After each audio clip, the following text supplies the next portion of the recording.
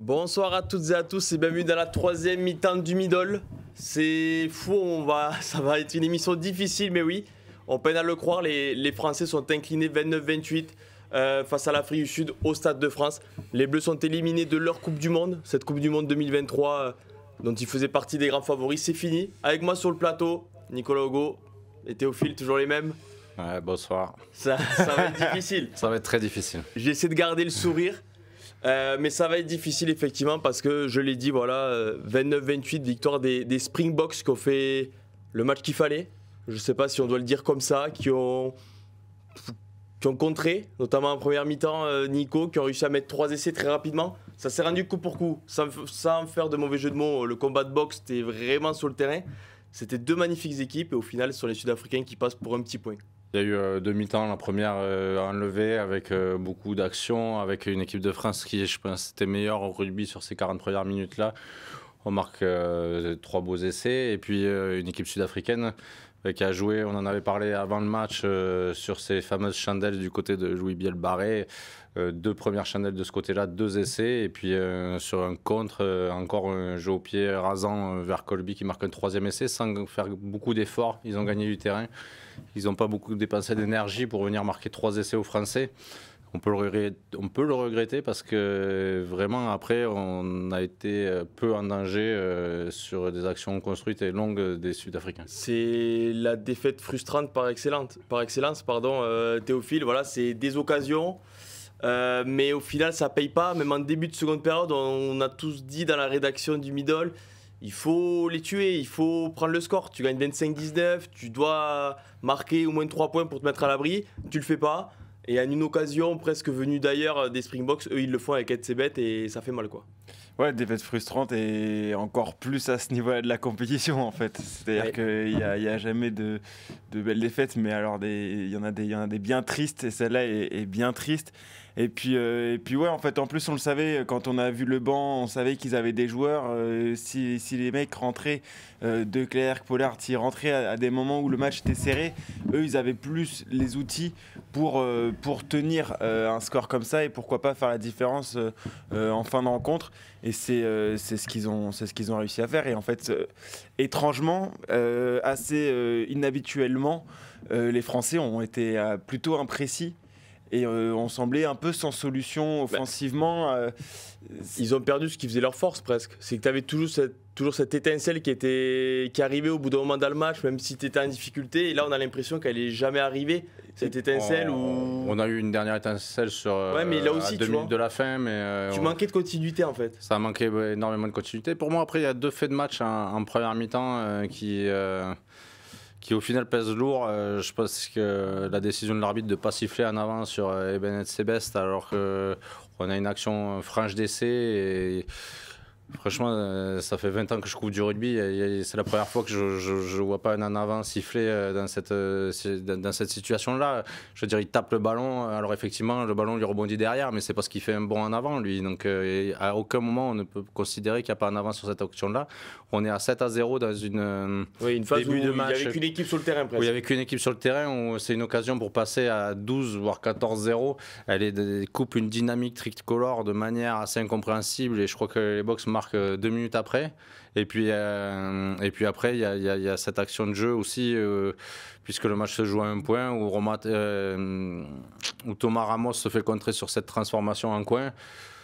C'est hyper rare. L'arbitre ne va même pas regarder le point de départ de la course de Chelsea Colby, alors que vraiment, sur un plan large, il faudrait demander à ceux qui étaient au stade, mais je pense que personne...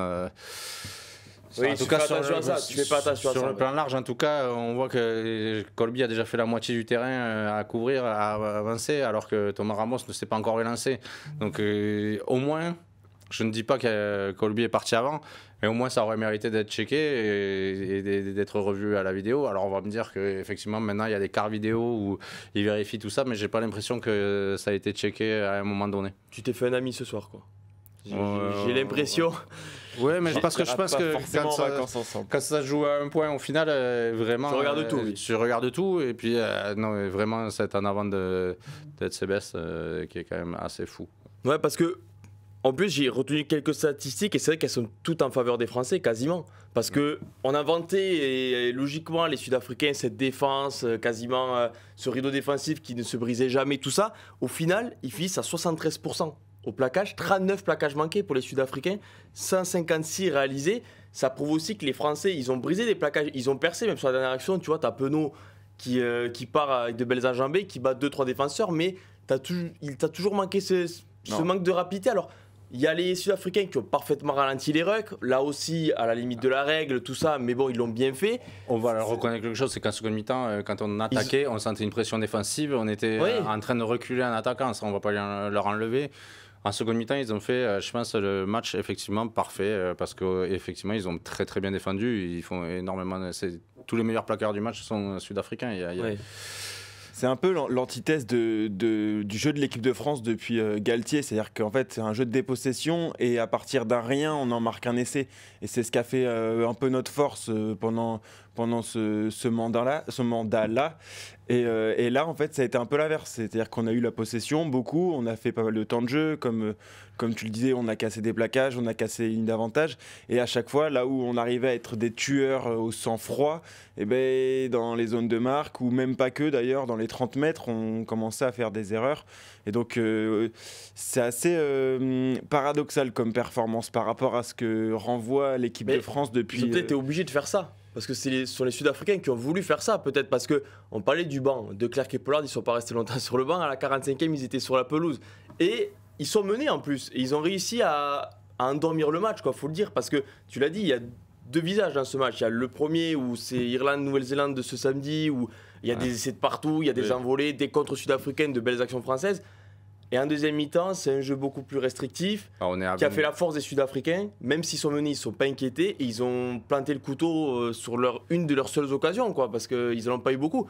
Oui, donc, parce qu'ils ont aussi commencé à être dans le jeu qui leur convient et ils ont commencé à gagner des impacts, alors des petits impacts, ils ont commencé à gagner des mêlées et toutes ces petites choses qui font que la pression s'accentue sur les Français et on parlait effectivement du manque de précision des Français dans leurs offensives, mais c'est dû à cette petite pression des Sudaf dans toutes les phases de combat où on sentait qu'il fallait vite jouer les ballons, vite libérer, faire vite la passe de trop, la passe de plus. Et en fait, on reculait, on perdait du terrain. Et c'est sur des petites mêlées qui se sont approchés de notre ligne et qu'ils ont fini par marquer cet essai par SCBS. Je suppose que dans le chat, il doit y avoir quelques déceptions, je pense. Je m'avance pas trop en disant ça quand même. L'arbitre s'est pas fait beaucoup d'amis non plus après, du côté du je chat. suis d'accord avec tout ce que dit Nico, on va pas tomber dans le... Voilà, c'est la faute de l'arbitre. Oui, il y a des décisions qui sont bizarres. Ça, je suis entièrement d'accord avec toi. On en a aussi beaucoup parlé pendant le match. Je pense que ça va être difficile de revoir le match pour les Français qui ont vu quand même leur rêve,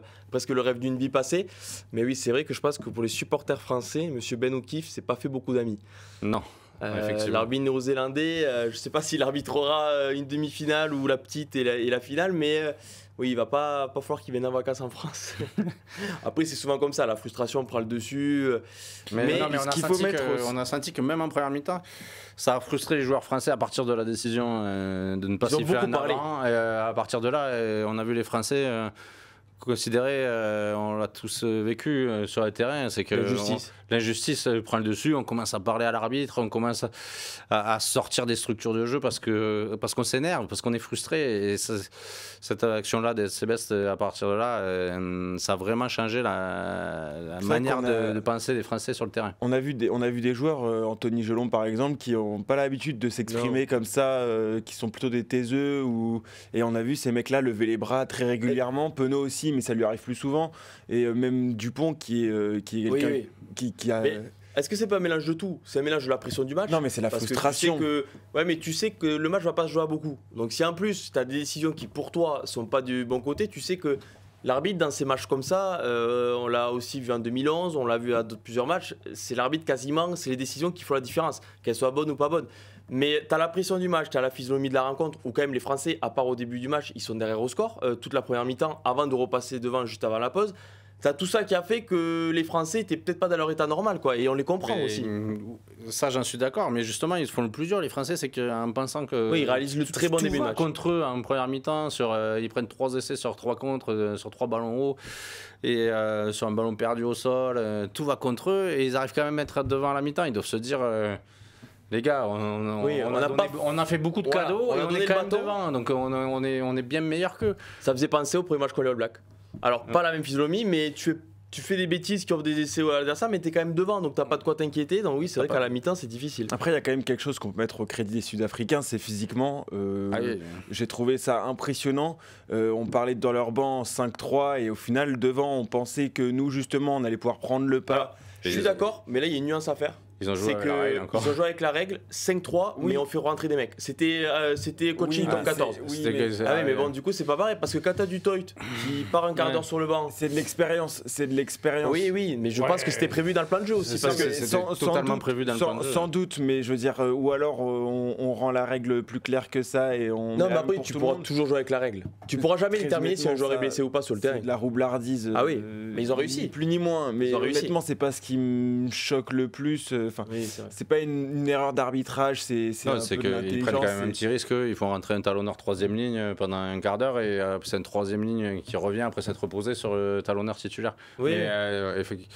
Tu sais que tu peux faire rentrer en fait. On pourrait le faire, nous par exemple en France avec Movaka qui a déjà joué 8 en club. En fait, on imagine Movaka sur le banc qui rentre 3ème ligne et puis après qui passe talonneur. Et effectivement, on le voit pas trop au niveau international. Je crois que Rassi Erasmus qui est fan de petites trouvailles pour jouer avec la règle a encore trouvé quelque chose qui nous a. Du coup, on est obligé de le dire, il a réussi son coup. Il a fait rentrer Pollard, qui a mis une pénalité de 50 mètres, parce que Manny Libok, encore une fois, il nous a montré que les coups de pied, alors oui, il pouvait en passer, mais la deuxième transformation de tout ça n'était pas tellement compliqué, ça passait il en a quand même réussi. Oui, il a quand même réussi celle qu'il fallait. Celle qu'il n'avait pas réussi depuis le début de la compétition, donc pour lui c'était un grand soir. Tu rentres le vieux briscard à Declercq, t'as Pollard qui te met les points. C'est ce qu'on se disait en fait, c'est-à-dire qu'il y a la possibilité de changer de fusil d'épaule si jamais le pari de début de match il fonctionne pas. Très honnêtement, le pari de vouloir jouer, il n'a pas fonctionné. C'est un miracle s'ils sont à -3 à la mi-temps, mais dans le jeu, ils se font manger. Alors la physionomie du match fait qu'ils sont collés au score, mais le pari de vouloir jouer, il n'est pas payant. Alors ensuite, c'est l'adaptabilité, c'est l'intelligence. Erasmus, il n'est pas plus con qu'un autre, et s'il voit que ça ne fonctionne pas, il change de stratégie. Et ensuite, quand ils sont revenus sur leurs fondamentaux, justement, ce dont on parlait avant le match, là, du coup, ils sont devenus plus conquérants. Je crois qu'il y a aussi un autre tournant. Beaucoup de tournants. Il y a beaucoup de petits tournants de détails qui dessinent le scénario. Et après, on a un temps fort de la 40e à la 50e où on est en supériorité numérique. Ils ne sont pas tueurs. Et on ne marque pas de points sur cette. On marque 3 points. On marque 3 points. On marque que 3 points, alors que c'est là où Mathieu Jalibert prend le feu sur 2 actions. On transperce. Mais tu dominais complètement. On va dans leurs 22 mètres et on n'arrive pas à avoir cette occasion d'essai. Ou en tout cas, sur cette période-là, il fallait marquer un essai pour prendre vraiment le large. Les 2 débuts de mi-temps sont pour toi, clairement. En fait, complètement. Tu dois pas tourner à 7 partout, tu dois pas tourner à 14-14. Voilà, tu dois pas tourner à 4. Encore moins à 19-12 pour les Sud-Africains au bout de demi-heure, tu dois jamais tourner à -7.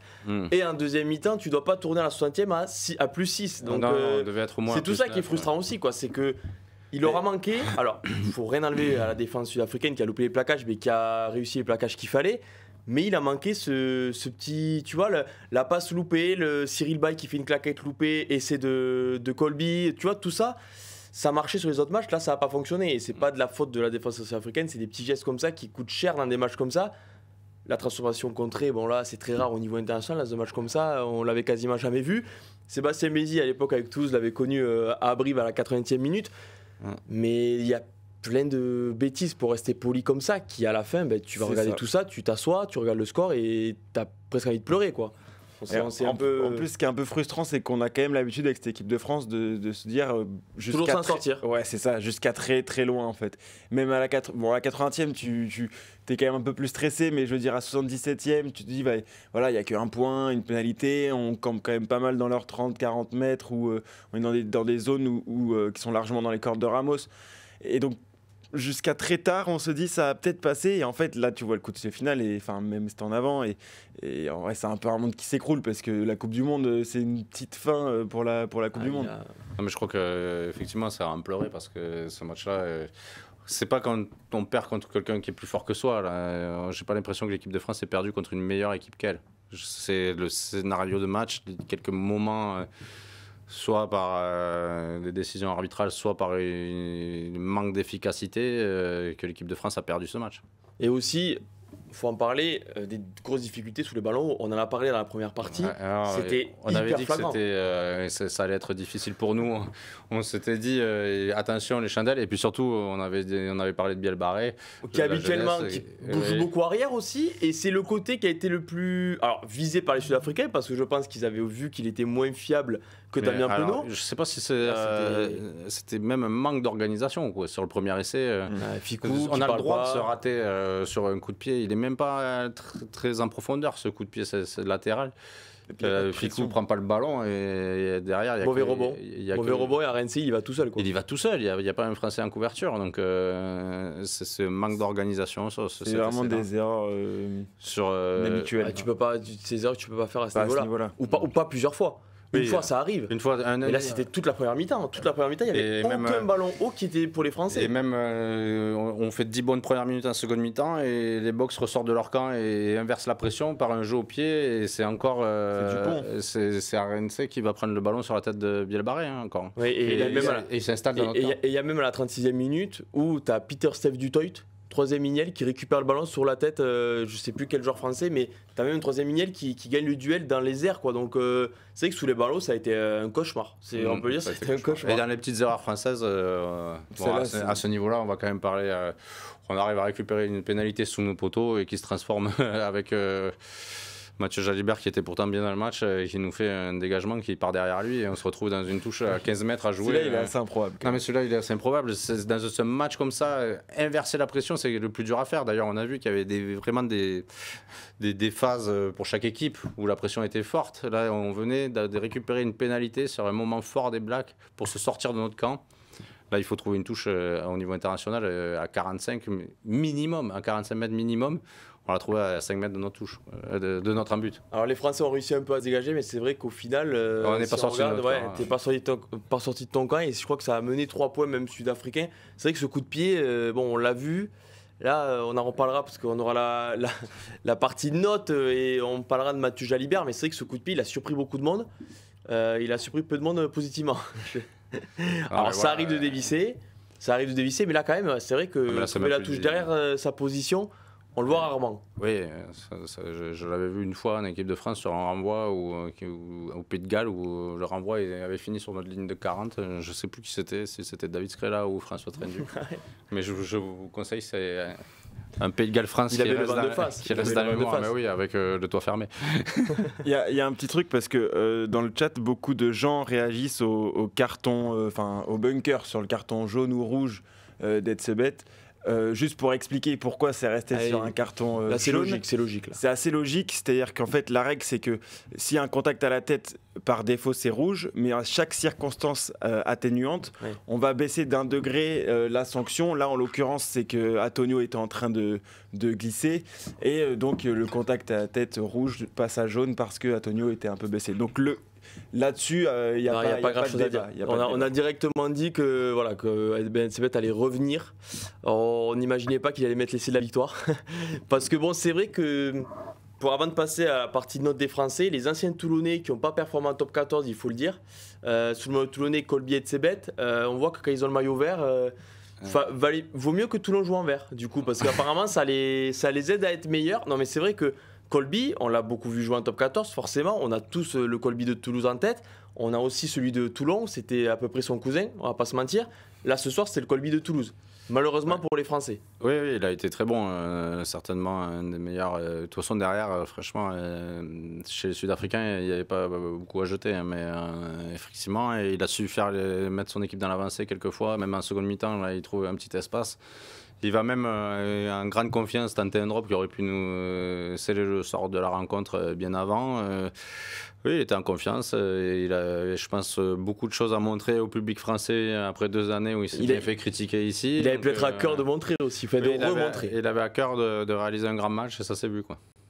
Tu es d'accord avec ce. Ouais, non, il n'y a pas grand chose à dire, mais c'est globalement le triangle derrière. Il y en a clairement un qui a pris le dessus sur l'autre ce soir.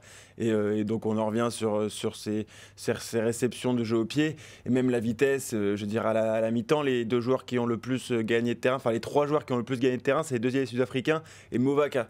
Donc c'est dire quel jeu a été proposé et quel impact ils ont eu ces joueurs-là par rapport à leur vis-à-vis français en fait. Alors on va passer du coup, je l'ai dit, aux notes des Français que Théophile va nous partager puisqu'elles sont en ligne sur Rugbyarama. Déjà vous pouvez aller les lire. Forcément, elles ont été revues à la baisse à la fin du match. Elles auraient pu être un peu plus hautes, mais voilà, elles ne le sont pas. Donc tu vas nous dire les notes et on s'arrêtera sur quelques-uns d'entre eux après. Cyril Bailly qui reçoit la note de 5 sur 10, Peato Movaka 7, Antonio 6, Woki 4, Flamand 6, la troisième ligne Gelon qui est passée clairement à côté, on y reviendra, 4, Olivon 7 et Aldrid 6, la charnière Dupont 6,5, Jalibert 5, Bielbiaré qui a souffert 4, Danty 7, Ficou 5,5, Penaud 5 et Ramos 4,5. Ouais, donc voilà, donc des notes pas très hautes. Normal, je crois que le plus mauvais note c'est 4, il me semble. Bielbiaré, Gelon. Woki. Ouais, Bielbiaré, Gelon et Woki. On va s'arrêter en premier sur Cyril Baye. Doublé en quart de finale de Coupe du Monde, on va être un peu positif quand même, on va retrouver le sourire parce qu'un pilier gauche qui met doublé en quart de finale de Coupe du Monde, c'est pas tous les jours. Bon, il a aussi concédé une pénalité en mêlée, c'est peut-être pour ça aussi que ça lance son ballon. Et puis le ballon vomi. La claquette un peu malheureuse. Qui coûte le troisième essai signé Colby. Mais c'est vrai que Cyril Baye, il a commencé sa Coupe du Monde tard aussi, faut pas l'oublier, on a tendance à l'oublier quand on voit ses matchs. Et puis Cyril Baye, effectivement, cette claquette qui rate là, je pense qu'il l'a faite je sais pas combien de fois, que ce soit à Toulouse ou en équipe de France, et à chaque fois il arrive à relever le ballon et l'action continue. Aujourd'hui, ben voilà, elle va nulle part, elle va dans les bras sud-africains. Donc est-ce qu'il fallait la tenter? Lui, c'est son jeu, il l'a déjà fait. C'est pas comme si c'est la première fois de sa carrière qu'on le voyait réaliser ce genre de geste. Là, on se serait demandé ce qu'il avait fait en quart de finale de la Coupe du Monde. Lui, il le fait souvent et là, ça a raté. Et effectivement, c'est sur un ballon de pression où l'équipe était en train de reculer. On se dit, la première consigne en rugby, couche-toi sur le ballon, quoi. Oui, voilà, mais c'est aussi. Peut-être que si c'est en deuxième mi-temps, il la fait pas cette claquette. Mais bon, là, en première mi-temps, il y avait 12 partout. S'il a réussi, on l'applaudit. Bon, forcément, on était clairement en train de. Je pense que les Français sentaient qu'ils dominaient cette équipe sud-africaine au rugby. Donc, ils avaient envie de jouer, quoi. Et à côté de lui, il y avait Peato Movaka. Bon, là, il n'y a pas grand-chose à dire. Il a fait un sacré Peato Movaka, c'est un monsieur, il l'a montré encore. On a presque oublié malheureusement Julien Marchand qui ne pourra pas du coup rejoindre cette Coupe du Monde aussi. On a tendance à l'oublier avec la déception, mais il aura joué que 12 minutes au final, le Toulousain. Et Peato Movaka encore ce soir, énormissime. Il signe le deuxième essai français. Hyper actif dans le jeu, tu l'as dit, c'est des trois joueurs qui a le plus parcouru de terrain en première mi-temps. C'est quand même assez fou pour un talonneur d'être aussi agile avec ses mains et tout ça, quoi. Il nous y habitue maintenant, mais c'est quand même énorme. Au lancer aussi, il a été très bon. Ils n'ont perdu aucune touche, les Français. C'est noté 12 sur 12 aux touches. Alors, bien sûr, il y a Pierre Bogarit aussi à la fin. D'ailleurs, je suis un peu étonné de la note de Woki parce qu'on l'a vraiment beaucoup trouvé en touche. Oui, ça a été celui qui a dominé les airs. On n'a eu aucun problème dans l'aliment en touche. Mais Movaka, c'est. Non, mais Movaka, c'est vrai que ça a été impressionnant. Dès qu'il touchait le ballon, il mettait du danger comme un arrière. Il casse un plaquage et systématiquement il fait jouer derrière lui. Enfin, c'est vrai qu'il a une palette pour un talonneur qui est assez impressionnante. On en rigolait un peu dans la rédaction, on se disait si la France gagne, peut-être la meilleure chose qui soit arrivée à l'équipe de France, c'est le forfait de Julien Marchand. Tant Movaka était impressionnant, il n'y avait vraiment pas grand-chose à lui reprocher. Après, il sort fatigué, mais honnêtement, on le comprend parce qu'il livre 60 minutes de très haut niveau. 65 même. 65, mais et puis après, Bourgarit, il arrive dans une situation où le match est complètement différent, donc c'est pas facile, mais ouais, très impressionnant. Après, il nous permet de restabiliser un peu la mêlée à l'entrée de Bourgarit aussi, parce qu'on commençait à vraiment souffrir. Et à partir de ce moment-là, on retrouve des mêlées qui. Le côté droit de la première ligne souffrait vraiment. Ouais. Et pour Woki, ce qui a justifié entre guillemets sa note, c'est parce que défensivement sur les touches, à l'inverse, on était très bon offensivement. En revanche, défensivement, on n'a pas proposé grand-chose. Et c'est ce qui a été souligné. Vous pourrez le lire dans les colonnes du Midi Olympique demain. Mais c'est ce qui a été souligné aussi pour justifier sa note. Et pour revenir à Movaka, on oublie mais qu'à 7-0, il prend le ballon là, sur 30 mètres et il perce. Avant, l'en avant, pas en avant de Benet Sebet, c'est lui qui perce quand même. interception, mais c'est lui qui a le terrain. Non, c'est pas sur cette action-là, c'est sur l'action où on rejoue au pied juste derrière et Biel Barré est à la lutte dans l'embut.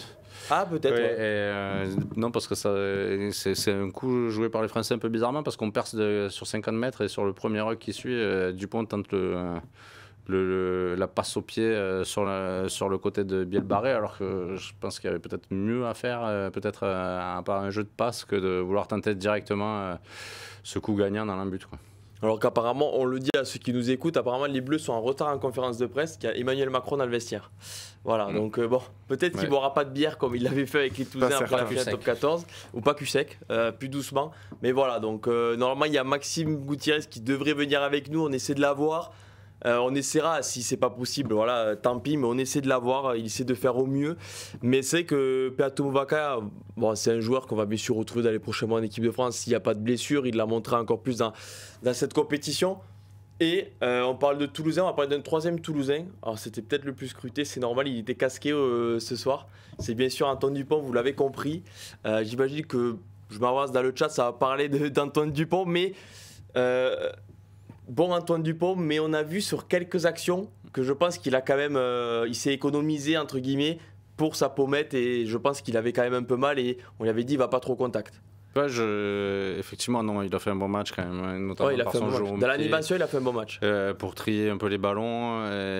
En revanche, effectivement, il y a une action qui me vient en mémoire là, en deuxième mi-temps où sur une sortie de ruck un peu perturbée, il a peut-être l'occasion d'aller jouer, Dupont, d'aller jouer tout seul. De Woki, c'est ce qui amène la pénalité. Effectivement, et on tente une passe sur Woki. Non, pour Penaud qui commet un avant et on coupe et ça coupe notre dynamique alors qu'on était vraiment encore sur un temps fort. Et effectivement, je pense qu'en pleine possession de ses moyens, là, et Antoine Dupont il joue le coup pour lui, mais sinon il n'y a pas grand-chose à lui reprocher ce soir. Mis à part que je trouve ça un peu bizarre au niveau du coaching, il n'a pas été remplacé, il n'avait pas joué depuis quand même un petit moment, et on sait qu'il a été opéré, donc il n'a pas pu s'entraîner normalement, et il revient, il fait 80 minutes en quart de finale, alors que des joueurs qui se sont entraînés et qui sont jeunes, comme Louis Biel Barré, semblaient souffrir de crampes. Donc je me dis qu'on aurait quand même pu tenter le coup de le remplacer, ne serait-ce que 10 minutes à la fin. Mais je pense que Fabien Galtier ne voulait pas se priver d'Antoine Dupont, vu la physionomie. Bon, c'est vrai que c'est aussi dans le chat, il partage un peu ton avis. Les grands sélectionneurs, c'est ça. Bon, je suis d'accord. J'ai un exemple en tête, Coupe du Monde 2018 de foot. Je m'y connais moins, mais a priori, N'Golo Kanté fait la Coupe du Monde de sa vie. En finale, il n'est pas au top. Didier Deschamps sort son meilleur joueur à la mi-temps et personne n'y a trouvé à redire. Et ça, c'est une grande décision d'un entraîneur ou de sélectionneur. Ça veut dire que même si le meilleur ne te donne pas satisfaction ou que tu ne le sens pas capable de faire 90 minutes là, pour ce cas-là ou 80 minutes pour Antoine Dupont, ce qui je pense était quand même difficile à faire aujourd'hui, 80 minutes dans cet enfer-là, parce que ça a été quand même une grosse bataille avec énormément de rythme en première mi-temps. Ne pas essayer autre chose, en tout cas, ça me paraît un peu bizarre. On a senti quand même qu'il a essayé de se rebeller, j'ai l'impression, en début de deuxième mi-temps, où on l'a vu gratter des ballons importants, arracher des ballons. Mais après, effectivement, peut-être que physiquement, ça a pêché sur la fin de match. Et c'est pour ça qu'il a dû relever un peu le pied, ou en tout cas, il avait juste plus l'énergie pour garder ce niveau d'intensité. Non, mais moi, je pense même pas que c'est par rapport à sa prestation. Je pense juste que on a... Et bam. Il fallait que ça arrive. Hein. Depuis toute la soirée, le siège, j'y veux pas. Mais voilà. Tu sais qu'il y a que toi il y a qu'à toi que ça arrive. Il y a 10 personnes minimum par semaine qui s'assoient là. Ça ne leur arrive pas. C'est incroyable. Alors, jusqu'à quand? On ne sait pas. Mais pour l'instant, il est remonté. Mais c'est un truc de fou. Il n'y a qu'à toi que ça arrive. Mais je sais pas. Mais voilà. C'était pour dire que ça n'a rien à voir avec la prestation d'Antoine Dupont qui a été très bonne. Mais on a une option de plus sur le banc. On joue à 8 remplaçants, finisseurs selon Fabien Galtier. Finissons avec les finisseurs au lieu de finir avec un garçon qui a plus joué depuis 3 semaines et qui s'est fait opérer le 22 septembre. Et le pire, c'est qu'à l'inverse, s'il y a Colissi. Alors on peut le dire, non mais voilà, on a fait les notes de l'Afrique du Sud pour le journal, par exemple, toi et moi. Sia Colissi, transparent dans ce match, il sort 45e minute, sorti, oui. Terminé. T'es pas dans le match ou t'es peut-être un peu blessé, un peu malade, on ne sait pas, on n'est pas dans le vestiaire sud-africain. tu sors. Tu peux être capitaine, tu peux être tout ce que tu veux, tu sors. Voilà, exactement. Bon, c'est fort. On n'en était pas à sortir du pont à la 45e, mais ça prouve aussi que parfois, il n'y a pas de statut dans des matchs comme ça. Et au final, Kwagga Smith, qui est un des meilleurs Sud-Africains à la deuxième mi-temps, il gratte le ballon sur Woki, là, comme on parle, il récolte 3 points. La première percussion, il finit à 2 mètres de la ligne. Sur les Célètes Sebet, il met 3 percussions, il met tout le monde sur les fesses. Mais il nous fait, à un moment, il était inarrêtable. Il y a eu 3-4 Français qui ont dû s'y mettre et encore, on a l'impression qu'il allait tout seul derrière les poteaux. Mais voilà, effectivement, tu peux être capitaine, meilleur joueur de ton équipe pendant 15 matchs. Si au 16e, tu n'as pas le carburant pour faire 80 minutes à très haut niveau, tu peux changer d'option. Oui, c'est clair. C'est ce qu'il n'a pas fait du coup. Alors, au final, en plus, encore un peu plus surprenant, c'est qu'il n'avait pas beaucoup essayé Thomas Ramos en 10. Où Yoram Moefana a remplacé Mathieu Jalibert. C'est Thomas Ramos qui a fini le match en 10. Donc en fait, il a essayé. Bon, après, ça n'a pas fonctionné. Les Bleus se sont inclinés, c'est comme ça. Mais c'est vrai qu'Antoine Dupont, pas coaché, c'était bizarre. Peut-être que dans le chat, Antoine Dupont est resté parce qu'il connaissait l'ouvreur Thomas Ramos qui avait peu l'habitude de jouer au niveau international à ce poste. Donc peut-être qu'il a misé sur cette association pour finir le match. Est-ce que dans le chat, ça parle de Antoine Dupont, de fallait le sortir? Oui, dans le chat, il partage un peu ton avis, Nico, d'avoir un joueur, enfin une solution comme ça et au final de ne pas l'utiliser. Après, c'est toujours pareil, c'est-à-dire que si c'est Dupont qui, sur un coup de génie, parce que c'est aussi pour ça que tu le laisses sur le terrain, c'est quand un éclair, il peut changer le cours du match. Si c'est lui qui marque un essai tout seul, on dit qu'on a bien fait de le laisser sur le terrain, et là, en tout cas, c'est pas le cas, donc on évoque d'autres possibilités, mais ils sont plutôt de ton avis par rapport au fait de pouvoir utiliser autre option. Et eux, je pense qu'ils sont bien installés en plus. Ouais. En train de nous écouter. Parce que faut savoir que maintenant, à chaque question que je pose à Nico, je me dis à tout moment, il disparaît. Donc je suis prêt à de suite reparler parce qu'à tout moment, il faut que je prenne le relais et parce qu'on perd Nico Hugo qui arrête de le toucher. Je sais pas ce qui se passe. Ah ben moi non plus. Non mais c'est quand même fou. Voilà, je pense. Il y a quand même eu une émission à 19h, il ne s'est rien passé. Il y a eu un match commenté pendant 2 heures, je pense qu'il ne s'est rien passé. Tu arrives 20 minutes après. Voilà, je pense que tu as une manière de te mettre qui le tabouret n'aime pas. On ne devait pas gagner aujourd'hui. Non, on ne devrait pas gagner et on n'a pas gagné. Je pense que c'est beaucoup dans le chat, ils disent que c'est beaucoup dans la stratégie que l'équipe de France a perdu. C'est-à-dire que j'ai l'impression quand même que les Sud-Africains, ils ont très bien ciblé les points faibles des Français. Et là où on pouvait avoir des craintes, c'était plus sur la défense dans les couloirs, parce qu'on a vu pendant les poules qu'on s'était fait souvent prendre sur les extérieurs. Ils ont décidé de prendre le jeu au pied dans ces mêmes couloirs, et ça, c'est un vrai parti pris pour le coup. C'est un vrai parti pris c'est pas anodin que pendant toute la première période on se soit fait arroser, quoi. C'est surtout que c'est l'Afrique du Sud 2019 qui a gagné aujourd'hui ce soir. C'est parce que bon, Reynak à la mêlée, je sais même pas s'il a fait un départ au bord des rucks, parce que voilà, ce qu'il nous connaît, c'était Libok, Chandel. Voilà, donc on peut mettre Libok, Reynak, tout ce que vous voulez, on peut dire oui, mais ils sont plus joueurs. Mais au final, si on leur dit de taper des chandelles, ils les tapent et ils le font bien. Et au final, on voit ce que ça donne. Et je crois que Reynak, jusqu'à 5 minutes de la fin, était le meilleur 3/4 sud-africain au plaquage. Il s'est fait dépasser à la fin par des Allende et Krill. Mais c'est quand même fort de faire croire on va plus jouer ou autre, ou le montrer, parce que ça avait joué quand même contre l'Irlande en poule. Bon, ils avaient perdu, donc peut-être que ça leur a servi de leçon aussi. Mais plus jouer, on va jouer la France à la maison, pas de souci, on va fermer le jeu et on va les avoir comme ça. Bien évidemment, si les Français prennent tous les ballons sous les chandelles, on n'en est pas ici à tirer la gueule parce que la France aurait gagné, sûrement. Mais ils ont essayé, ça a payé, donc bravo à eux. Ils peuvent changer de stratégie toutes les semaines et c'est quand même la marque d'une énorme équipe qui est en route pour le doubler quand même. Faut pas oublier que dans 2 semaines, tous Sud-Africains qui sont peut-être vieillissants ou autres, bon ben là, les Anglais ils peuvent se préparer.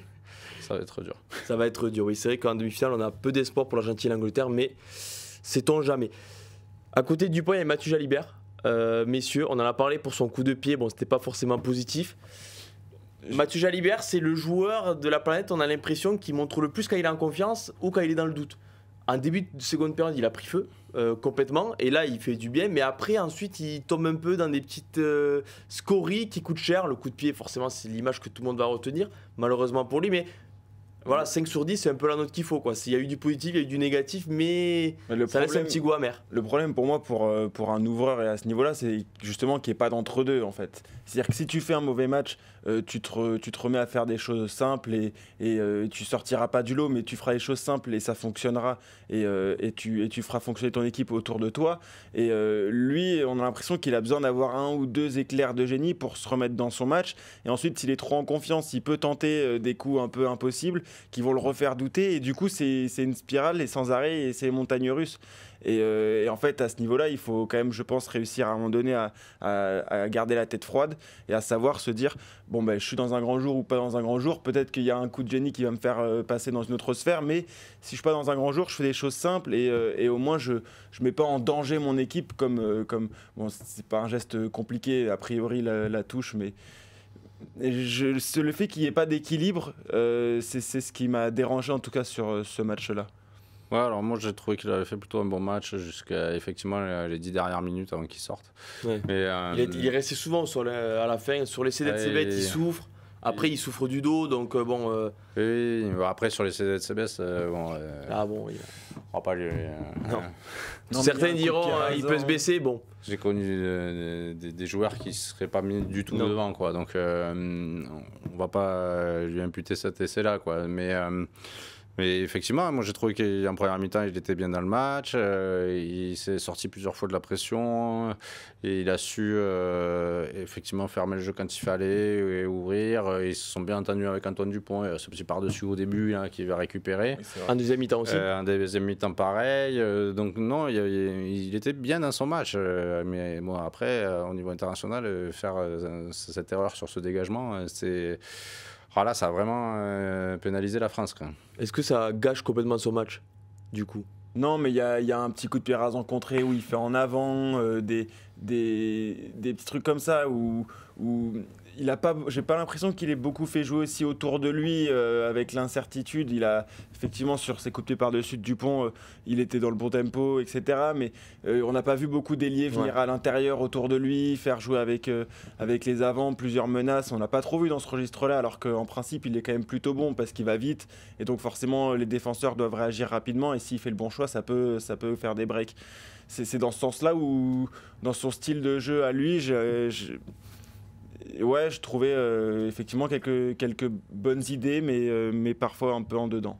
De manière un peu plus large, parce que les Français sont éliminés maintenant, Nico, qu'est-ce qu'on retiendra? Ça a été un des joueurs les plus attendus, c'est normal après le forfait de Romain Ntamack. Qu'est-ce qu'on retiendra au final de la Coupe du Monde de Mathieu Jalibert? Il y a un match plus que réussi contre l'Italie où c'est clairement une masterclass. Il y a ce match à deux visages contre la Nouvelle-Zélande où il réagit en seconde période après une première mi-temps un peu mitigée. Là, il y a ce match mitigé aussi. Qu'est-ce qu'on retiendra en grande largeur, on va dire, cette Coupe du Monde à chaud? Je sais pas si Moi, je pense qu'il a quand même bien répondu sur cette Coupe du Monde. Il est arrivé, il était le numéro 2, il passe numéro 1, il a très bien réagi, il nous a sorti des belles copies. Alors effectivement, il commet une erreur aujourd'hui qui est un peu dure à ce moment-là du match. Qui n'efface pas tout non plus. Qui n'efface pas tout non plus. Fataliste. Si la France avait réussi à l'emporter à la fin, on n'en aurait même pas parlé. Et ça arrive à tout le monde. On prenait la finale de top 14 de Romain Ntamack et il marque l'essai de la victoire. Mais juste avant, il manque une pénale touche. Il rate 2-3 trucs d'affilée là, qui lui mettent dans le dur. Mais comme à la fin ça gagne, on retient que le positif. Et je pense qu'aujourd'hui, si on avait gagné, on aurait dit Mathieu Jalibert, il a été parfait. Donc, non, mais je pense qu'effectivement, dans l'ensemble, sur sa Coupe du Monde, il avait quand même énormément de pression. C'est le joueur qui avait le plus de pression du 15 de départ. Je pense, oui. Parce que tout le monde a vécu la blessure d'Ntamack comme un cataclysme, parce que c'était notre charnière, c'était la meilleure charnière du monde. Quand Ntamack s'est blessé, on était plus favoris, même chez les bookmakers. Enfin, voilà, lui, on les a beaucoup mis en rivalité les deux. Là, il avait les portes grandes ouvertes pour avoir les clés du camion pendant toute une Coupe du Monde, la Coupe du Monde en France qui était attendue depuis des années. Donc il avait une pression énorme. Et honnêtement, sur le match d'ouverture, il fait pas un immense match, mais tu gagnes contre la Nouvelle-Zélande et tu leur fais perdre leur premier match en poule en Coupe du Monde, ce qui est quand même énorme. Ensuite, tu te qualifies tranquillement. Là, il y a ce match un peu mitigé, mais on est un peu mitigé, mais c'est pas non plus un mauvais match. Il y a cette erreur technique qui coûte cher sur la copie au final, et c'est difficile. Mais sinon, je pense que dans l'ensemble, il a quand même répondu présent. Il avait une pression énorme et je trouve qu'il a plutôt bien assumé. Il y a plus de positifs que de négatifs en tout cas dans cette Coupe du Monde. Je pense. Oui, en tout cas, on peut pas lui. En tout cas, on peut pas. Voilà, parce que le dos la défaite. Non. On prévient parce que j'imagine que sur les réseaux sociaux, certains se feront un malin plaisir de taper sur Mathieu Jalibert. La faute n'est pas forcément à Mathieu Jalibert quand même. Oui, c'était pas avant la Coupe du Monde, il y a 2 mois, il faisait pas partie du 15 de départ, mais au final, la blessure de Romain Tamac l'a propulsé dans le 15 de départ et il a assumé. Il y a des petites bêtises, mais on n'oubliera pas, notamment, il faut en parler de ce match contre l'Italie. Alors oui, certains diront que c'est l'Italie. Si on veut parler des jeux au pied qui nous ont un peu plombé ce soir, on peut aussi parler du renvoi aux 22 mètres de Thomas Ramos qui va directement en touche et qui offre une mêlée pour les box. Donc il n'est pas le seul à avoir fait des erreurs ce soir. Non, c'est clair. Lui a fait des erreurs aussi, Bielbiarré. On en a aussi un peu parlé en début d'émission, sous les ballons hauts surtout. C'est un peu surprenant pour un joueur, comme on l'a dit aussi, qui joue arrière en club parfois, surtout, plus en club qu'en équipe de France où il a de suite été mis sur l'aile gauche. Mais c'est que Louis Barré aussi, il a gagné sa place durant la Coupe du Monde. Lui, c'est le seul du 15 de départ à l'avoir gagné pendant la Coupe du Monde, à ne pas être parti titulaire. Mais ce soir, il a un peu montré son jeune âge, montré encore ce qui lui manque pour exister à très haut niveau, autant dans le jeu, parce qu'on l'a peu vu au final ballon en main, où les fois il est revenu à l'intérieur de suite, il n'avait pas forcément il voulait pas prendre trop de risques, et sous les ballons ça a été très compliqué. Alors sous les ballons, oui, effectivement ça vient de son côté, donc je pense qu'il était visé, mais si on regarde sur le premier, c'est Gaël Ficou qui allait retomber. Bon là je pense qu'il y a peut-être un manque de communication. Peut-être d'expérience à ce niveau-là pour qu'il se replace mieux. Pour avoir le deuxième ballon ou si son partenaire se trouve comme c'est arrivé et pour pouvoir anticiper ce qui est arrivé. Donc effectivement sur le deuxième le ballon il tombe sur Cameron Woki qui joue au basket je crois non mais il va faire une claquette n'importe où. Oui mais il y a eu panier à 7 points Panier à 5 points 5 points ouais derrière ND tranquille 30 mètres il se relève et il va marquer incroyable et là, il se fait vraiment prendre en début de deuxième mi-temps, effectivement, pour les box, ça inverse la pression. Là, il est duel 1 contre 1 face à Colby. Colby, tout petit, mais on sait que gros talent et gros timing sur les jeux au pied, et il lui prend le ballon, quoi. J'ai l'impression que c'est un peu comme Jalibert, c'est-à-dire que s'il y a ces erreurs qui sont extrêmement préjudiciables au niveau international, en tout cas cette faiblesse-là sur les ballons hauts, mais sinon au-delà de ça, quand il a le ballon, il amène quand même de l'incertitude, de la vitesse, il a été bon, il a débordé quand il fallait, et donc effectivement, en fait, si on met de côté cet aspect très précis, mais qui a son importance au final, et c'est pour ça que sa prestation elle est mitigée, au moins mitigée. Mais si on met de côté cet aspect-là, son match il est plutôt bon, comme si on met de côté le coup de pied manqué de Jalibert ou un coup de pied contraire en avant. Enfin, non, mais dans ces matchs comme ça, on retient surtout les bêtises. C'est normal aussi. Bien sûr. Ce qui est paradoxal, c'est qu'il n'en fait pas beaucoup sur ses jeux au pied. Mais c'est qu'il est clairement visé, donc il représentait un point faible de l'équipe de France pour les box, parce qu'ils ne l'ont jamais fait sur l'aile adverse. Quand tu tournes les deux côtés, on parle d'erreur française. D'un autre côté, il n'y a pas d'erreur en fait. Enfin, il n'y a pas de grosse erreur dans la ligne sud-africaine. Tu vois, c'est là aussi où tu es obligé de comparer après un match comme ça. Il y a eu des coups de pied français, il n'y a pas eu d'erreur, il n'y a pas eu de grosse erreur défensive. Tu vois, au final, ils ont gagné. Les Sud-Africains, ils n'ont pas été flamboyants, mais donc forcément, tu es obligé de dire. Il y a beaucoup moins d'erreurs dans leur jeu dont on a pu se servir, et notamment en seconde mi-temps, effectivement, où on est venu, je ne sais pas combien de fois, il y a eu peu de pénalités. Tu vois, en fait, les Sud-Africains, eux, il y a la pénalité, il y en a 6 partout. 6 pénalités. En seconde mi-temps du côté 3. 3 ouais. Parce qu'il y avait 3 pénalités contre l'Afrique du Sud à la mi-temps et 2 contre les Français, donc 4-3 en deuxième période pour les Français, j'ai envie de dire. Pour les Français, c'est peut-être pas le mot, mais voilà. Et non, mais tu vois, tu de la comparaison. 6-6, vu le nombre de possessions et d'occupations qu'on a eu en faveur de la France. La maîtrise, c'est fou. La maîtrise sud-africaine a été très bonne. Mais ils ont remporté le match. Oui, mais tu vois, c'est là où c'est encore plus frustrant. Des conneries comme Lou Bielbiarré, tout ça, c'est frustrant parce que c'est là où la différence est faite au final. Parce que quand on t'offre pas des points, quand en face on t'offre pas des points alors que tu fais 15 phases, ça y est, il est reparti. Mais tu fais 15 phases et ensuite en face, toi t'offres 7 points d'un coup dans un match comme ça au final, et quand tu perds d'un point, c'est là où c'est ce qu'on retient. Si tu fais les comptes à la fin, c'est énorme hein, les points offerts. Enfin, en début de match, vraiment, on était sur les fesses pour être poli. Les 19 premiers points des Sudaf, c'est cadeau. C'est incroyable. Sur 29, c'est beaucoup. On n'a pas fait spémat, mais quand t'offres 19 points et qu'au final tu perds 29-28, c'est quand même fou. Non, mais c'est ça. Et honnêtement, tu t'assois et tu regardes le match, c'est pas possible. Quoi. Oui, on a l'impression d'être maudit. Et même quand il y avait un avantage, Jalibert il fait une chistera, mais c'est pas grave parce qu'il y a avantage. Il y a les démons de la première mi-temps qui ressortent. On voit Colby partir avec le ballon. On se dit putain, heureusement qu'il y a avantage parce que sinon on reprenait un essai. Ah, mais c'est fou, mais oui, c'est la défaite frustrante par excellence. Je pense qu'on pourra en parler 4 heures, mais c'est la défaite frustrante. Et ça se voit, je sais pas si dans le chat sur Jalibert, Louis Belbiari, tout ça, il y a des discussions. On va éviter les petites bagarres entre supporters bordelais, toulousains, tout ça, parce qu'on sait que... il y a évidemment certaines personnes dans le chat qui mentionnent que la densité physique, les grattages de Villiers auraient été peut-être intéressants, mais là c'est toujours pareil, c'est toujours plus simple de faire le débat. Et je suis même pas d'accord parce que c'est la France qui a eu le ballon. Donc à partir de là... Et il me semble que Villiers avait aussi eu des difficultés sur les ballons hauts le premier match. Donc, là, c'est trop facile de. Oui, donc là. Là, oui, et puis. Non, mais c'est après le match, c'est. Voilà. Mais en tout cas, n'hésitez pas à poser des questions. Hein, Oui, parce qu'on y répondra et on va y arriver au forum. Mais après, les Français doivent être en conférence de presse. Là, je pense que Maxime. Ou alors, il est parti. Il est parti pleurer. Non, mais, ou alors, il ouvre les bières avec Emmanuel Macron. Exactement. Qui ouvre les bières. Mais, non, mais il va arriver, ne vous inquiétez pas. La France est éliminée, donc on va un peu être en mode bilan. Alors, c'est difficile à chaud, mais déjà, en termes de joueurs. S'il y a un joueur qu'on retiendra de cette épopée de l'équipe de France, c'est lequel pour vous? Par performance, par l'aura, par tout ce que vous voulez Pour moi, c'est Louis Belbiari. Hein. Parce que on a tellement parlé d'OVNI de Fabien Galtier, c'était vraiment le gros mot. Il avait une structure qui était assez claire sur les joueurs qu'il utilisait. Il n'a pas beaucoup fait tourner autour. Il y a eu Flamand, il y a eu Jaminet, et puis il était toujours en train d'évoquer un possible OVNI qui allait sortir juste avant la Coupe du Monde. En l'occurrence, ça a été Louis Belbiari. Et à chaque fois qu'il a été mis, à chaque fois qu'il avait des nouvelles étapes à passer, il les a franchies. Là, c'est celle sur laquelle il bute. C'est malheureux parce que c'est un quart de finale de Coupe du Monde. Mais il a impressionné. Et puis faire sortir Villiers du 15 de départ, en sachant à quel point Galtier apprécie Villiers aussi, parce que c'est depuis le début de son mandat, Villiers, c'est un peu son bon soldat, qui justement un ailier qui va un peu au charbon, etc. Il appréciait beaucoup son profil. Il a quand même réussi à passer devant Villiers dans la hiérarchie, et c'est pas chose simple. Moi, je retiendrai Peato Movaca, mais bon, c'est pas une surprise. Grégory Aldrit, c'est pas une surprise. Qui est sorti sur blessure. Alors j'espère qu'Omax aura peut-être des infos. Il est quand même sorti sur blessure. Ouais.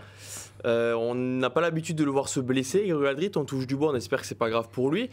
Mais voilà, vas-y, Peato Movaca. Ouais, pour Peato Movaca. Par la blessure de Julien Marchand aussi, pour pousser numéro 1, qui a assumé. Ouais, qui est déjà avec Julien Marchand, numéro 1 bis, puisqu'il se partage quand même vraiment bien le temps de jeu, que ce soit en club ou en équipe de France. Le numéro 2 est bien gardé à Toulouse. Hein. Je pense qu'on le savait, on le sait encore un peu plus. Il y a le choix du roi quand même au poste de talonneur à Toulouse. Donc Charles Olivon a fait une bonne Coupe du Monde. Mais après, il y a peu de joueurs qui ont loupé leur Coupe du Monde si on va par là. Vous voulez que je retourne la question? Est-ce qu'il y a un petit joueur qui vous a laissé un peu sur votre faim? Parce que dans le Midi Olympique, il a raison aussi, on a aussi parlé de Gaël Fickou. Voilà, c'est peut-être un peu le joueur qui laisse un peu plus qui nous laisse un peu plus sur notre faim quand on connaît son talent. Alors, tu vois, parce que tu as Jonathan Danty, même il est revenu après Gaël Fickou, il était blessé, mais quand tu vois le match qu'il fait encore aujourd'hui, Jonathan Danty, c'est pas le même style de jeu, mais tu le vois beaucoup plus qu'un Gaël Fickou. Gaël Fickou, la seule chose qu'on a dit, c'est qu'il s'est trouvé sur le premier essai sud-africain. Donc c'est peut-être un peu le joueur qui symbolise... Peut-être qu'il est tombé un peu dans l'extrême parce qu'on l'a beaucoup présenté comme le joueur un peu discret qui fait le régulateur. Régulateur, etc. Et là, il a peut-être basculé un peu trop dans la discrétion justement, et on l'a peu vu sonner la révolte ou effectivement créer énormément autour de lui. Donc je te rejoins un peu, Vincent, sur le côté. Puis on l'avait présenté comme le défenseur ultime de l'équipe de France et on a pris beaucoup d'essais quand même dans cette Coupe du Monde. Donc ça peut être la déception. Pour moi, la plus grosse déception, c'est d'avoir perdu cette efficacité qui avait permis à l'équipe de France de réaliser un grand chelem, qui avait permis à l'équipe de France de faire un très bon tournoi à destination cette année, même si... Il y a la défaite en Irlande, mais la victoire à Twickenham a tout effacé. Voilà, on était dans une euphorie offensive qui était forte. Je n'ai pas retrouvé ça sur les premiers matchs de l'équipe de France. Même en préparation, on a senti que c'était poussif offensivement. Après, il y a eu ce match contre les Blacks qui nous a un peu remis dedans, mais on a quand même dit après ce premier match-là que c'était quand même très poussif. Hein. On s'est dit, on a fait peu de lancements, on a peu construit, on a marqué sur des contres. Après, il y a eu les matchs un peu plus faciles, mais contre l'Uruguay, ça a encore peiné. Et puis, on a déroulé face à la Namibie et l'Italie. L'Italie, oui, effectivement, l'Italie, on ne leur a pas mis souvent 60 points. Mais j'ai trouvé qu'aujourd'hui, voilà, on avait retrouvé cette équipe de France qui peinait à mettre son jeu en place. Et ça nous a manqué, notamment pendant le second acte, où malgré plusieurs ballons intéressants, on n'a pas su transformer ça en points. Je crois qu'Antoine Dupont est d'accord avec toi, Nico. Parce que là, Baptiste m'a envoyé une déclaration d'Antoine Dupont, que je vais vous lire quand même. Il y a eu des choses claires et évidentes, faciles à siffler qui ne l'ont pas été. Je ne suis pas sûr que l'arbitrage ait été au niveau aujourd'hui. Ah mais c'est sûr que alors, on n'a je pas pense que si l'habitude d'entendre Antoine Dupont critiquer l'arbitre. Voilà, déjà, mais je pense que si tu es sud-africain, tu rigoles et tu dis que la France est mauvais perdant. Il n'a pas gagné son pari aussi un peu. Les Français sont mauvais perdants, mais oui, c'est vrai que... Ils en ont parlé de l'arbitrage pendant la semaine en conférence de presse, les Sud-Africains. Est-ce qu'il n'y a pas aussi des coups de com' ou quoi? Je dirais coup de com' ou pas de coup de com', mais c'est jamais arrivé qu'on ne siffle pas un en avant sur l'action des CBS. Ça n'arrive pas, c'est pas possible. Il tend le bras de 2 mètres. Alors bien sûr, comme il fait un bon, il finit devant le ballon, mais ça n'arrive jamais. Attention, tu vas tomber. C'est complètement fou, mais ça doit te faire essai de pénalité. Ouais, voilà. C'était sûr. C'était sûr. C'était sûr. Là, c'est l'engouement. Là, c'est la passion qui a parlé. On va finir, t'inquiète pas, Nico. Réinstalle-toi. Putain, tu le brusques. Tu le brusques, Nico. Là, tu l'as pas ménagé. Non, mais tu le brusques. Tu sais qu'il est fébrile. Le siège, il est dans un temps faible. En fait. Il faut le. Ne montre pas des mauvaises choses. C'est la fin de la coupe. C'était parfait. En plus, déjà que le plateau, il a l'air encore en bon état. Tu tapes sur le plateau, là, tu vas me le fragiliser aussi, le plateau. Donc. Non mais c'est vrai que la clim est cassée. c'est vrai qu'il y a un mélange de c'est difficile parce que nous sommes français, on était tous supporters français, donc c'est difficile d'avoir le juste milieu entre tomber dans le taper sur l'arbitrage facile. Mais quand ça se finit à 1 point, je veux dire, c'est j'ai n'importe quel, c'est au foot, une équipe qui mène 1-0 au bout de 2 minutes et à la 3e, il y a un penalty évident et l'arbitre va dire ah non, celui-là je siffle pas. Et ça veut dire mais je suis d'accord. Avec ça, je suis d'accord, mais tu vois, c'est incroyable. Nous, c'est toujours difficile. Et là, Antoine Dupont, il parle à chaud. Oui, et là, on va pas m'expliquer la position des mains. Ouais, il a la main tendue vers l'avant, il touche le ballon, c'est en avant.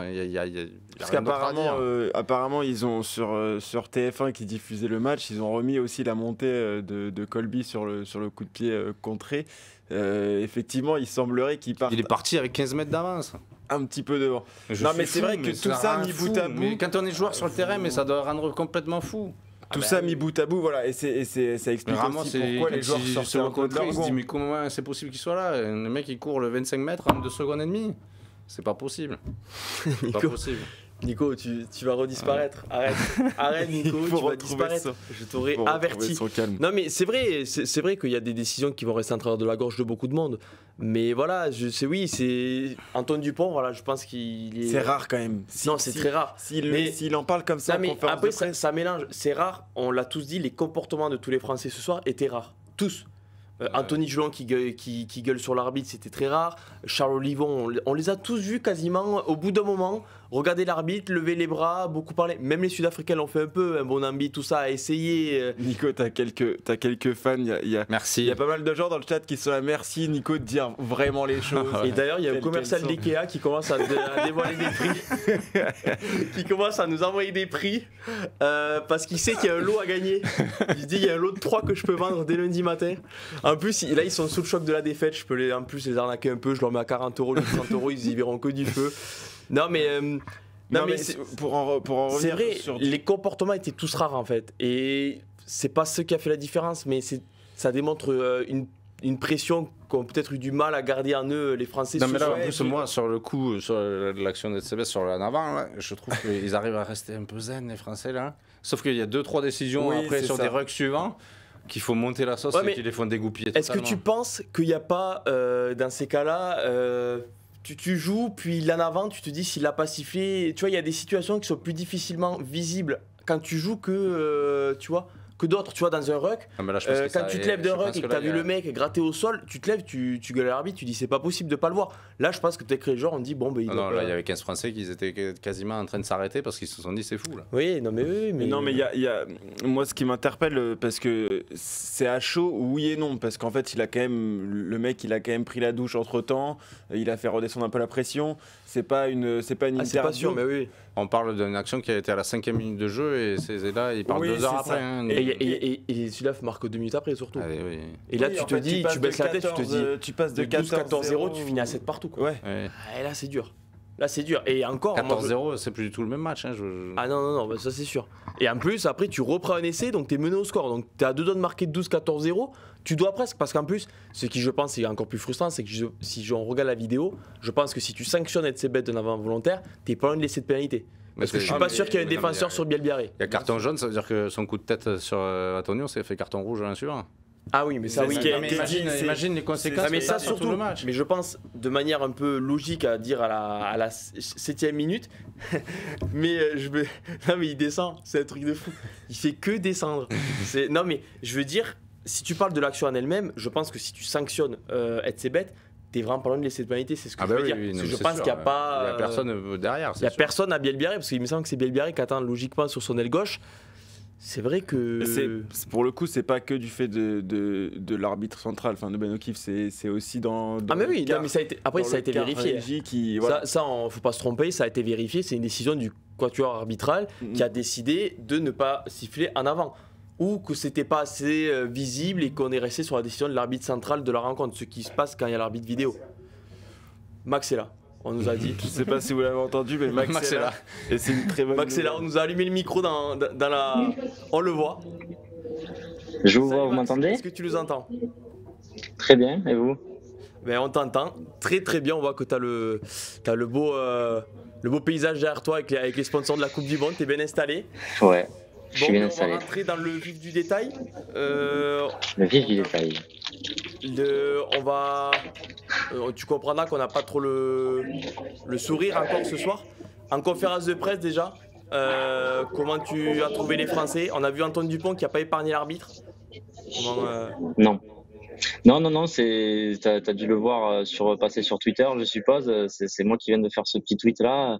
Antoine Dupont n'a pas du tout épargné l'arbitre. Antoine Dupont est apparu très, très, très frustré en conférence de presse. Il a dit que beaucoup de choses claires, évidentes, n'ont pas été sifflées. Que l'arbitrage n'avait pas été au niveau, qu'il lui tardait de revoir les images car il pense que ça allait être encore plus frustrant après avoir vu les images. Donc Antoine Dupont très très frustré ce soir en conférence de presse. Ouais.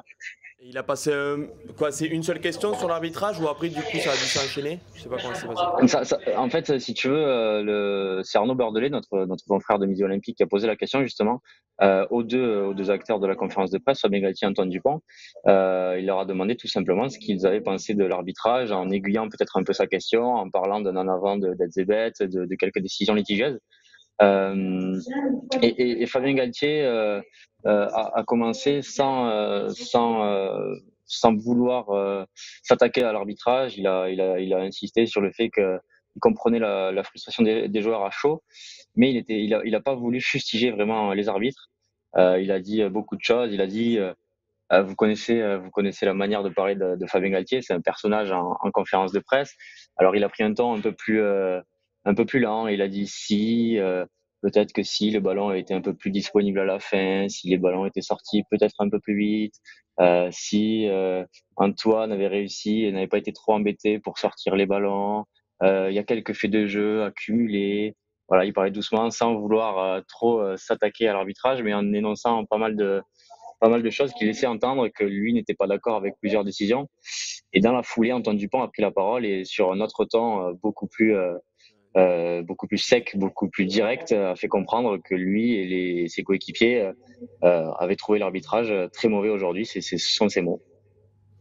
Vous avez des questions Sur l'arbitrage après, ensuite, sur la déception en elle-même, parce que je suppose que là aussi, ils ont dû s'exprimer. Est-ce que, voilà, ils ont avoué, c'est un peu le rêve d'une vie qui est parti pour les joueurs français. Je vise Antoine Dupont surtout. Comment il a caché sa déception, où il l'a dit, au-delà de l'arbitrage, évidemment. Antoine Dupont a pas beaucoup parlé dans cette conférence de presse, à part ces questions sur l'arbitrage. Il était vraiment, je l'ai rarement vu comme ça dans des conférences de presse d'après-match, parce que déjà les Bleus gagnaient très très souvent, voire tout le temps. Mais il était très très frustré. J'aimerais bien savoir, j'aurais aimé être une petite souris pour être dans le vestiaire des Bleus au coup de sifflet final, parce que je pense que les joueurs sont très très très frustrés. Je pense que les déclarations qui vont sortir en zone mixte et qui vont être dans ces prochains jours vont être très salées. Non, celui qui a un peu plus pris de recul, c'est Fabien Galtier, qui a dit, en toute première chose, dès la première question, qui a dit qu'il pensait à ses supporters, qu'il pensait aux gens qui suivent cette équipe de France, qui ont cru en eux, sa famille, aux familles des joueurs, au groupe France élargi. Voilà, il a pris un peu de recul sur ça. Il a dit que le rugby français avait écrit une très belle page de son histoire durant ce mandat, qu'il fallait pas tout jeter, évidemment. Et quand on lui a posé la question à savoir si cette défaite remettait en cause son mandat, il a rigolé et il a dit « je suis en contrat jusqu'en 2028 ». Point. Moi, j'ai peut-être une question, justement, dans le stade. Comment était l'ambiance après le match? Est-ce que c'était la stupeur, c'est-à-dire qu'il n'y a plus un bruit, ou est-ce que les supporters français sont restés pour le tour d'honneur et remercier quand même leurs joueurs qui se sont donnés, comme on pouvait s'en douter? Beaucoup plus de stupeur que de tentatives de réconfort, on va dire, de la part du public. J'avais l'impression que les 79 000 et quelques spectateurs présents peinaient à croire en fait à ce qui s'était passé. On avait l'impression que la France n'était pas éliminée, il y avait un match encore ensuite. C'est pas possible que cette compétition chez nous continue sans nous. Donc vraiment une stupeur, c'est le mot, des gens assez assommés parce qu'on a encore le ballon jusqu'à la fin. On croit que cette équipe de France qui s'en sort toujours va s'en sortir. Et là, elle s'en sort pas, donc pas les mots. C'est une compétition internationale, donc au Stade de France aujourd'hui, c'était pas la Fédé française qui organisait, donc pas de raison de pas mettre de musique heureuse pour féliciter les vainqueurs. Donc il y avait une ambiance mitigée parce qu'on sait que l'énorme majorité du Stade de France était pour les Bleus, mais à la fin il y avait quand même une ambiance un peu de fête dans ce Stade de France parce qu'il y avait quand même beaucoup de boxe, parce que la musique était entraînante et dans tout ça, c'était une ambiance assez étrange à vivre. Et on s'en remet toujours pas, je vous l'avoue. Oui, on s'en remet difficilement, nous. Loin du Stade de France, on s'en remet difficilement de notre côté aussi. On la classe où, cette déception dans l'histoire des déceptions dans le rugby français? Non, mais elle est complètement énorme. On est arrivé avec un statut où on a été numéro 1 mondiaux. Un statut qu'on n'avait jamais eu déjà. Jamais eu. On avait enchaîné 13 victoires de suite. On est arrivé avec un grand chelem qu'on n'avait pas fait depuis 13 ans. Et au final, on fait le même parcours qu'en 2019 où on arrive à la Coupe du Monde en pensant qu'on allait se faire sortir au premier tour. C'est le constat, il est là. Donc effectivement, la frustration et cette défaite, elle est, j'allais dire catastrophique, mais presque. Alors je suppose que tu n'as pas pu écouter du coup logiquement le début de l'émission. Nico s'est fait un nouvel ami avec Ben O'Keefe. Je pense qu'il pourra serrer la main à Antoine Dupont du coup, puisqu'après la conférence de presse, je pense qu'ils ont le même ami. Il va pas avoir beaucoup de demandes Instagram ce soir, demandes de suivi. De manière un peu plus large sur le match, avant bien sûr le coup de sifflet final un peu cruel pour les Français, ça a été une première mi-temps exceptionnelle, avec des essais exceptionnels en contre des Sud-Africains, mais aussi de jolis du côté des Français. Comment a réagi le Stade de France? L'ambiance avant, bien sûr, que les Sud-Africains passent devant, tout ça. Comment était le Stade de France? L'ambiance avant, tu le sais, ça fait plusieurs fois qu'on se voit dans la troisième mi-temps après un match des Bleus. J'avais fait le match d'ouverture contre les Blacks, j'étais à France-Italie la semaine dernière. À chaque fois que je te dis que l'ambiance était incroyable, que le Groupama Stadium la semaine dernière était incandescent.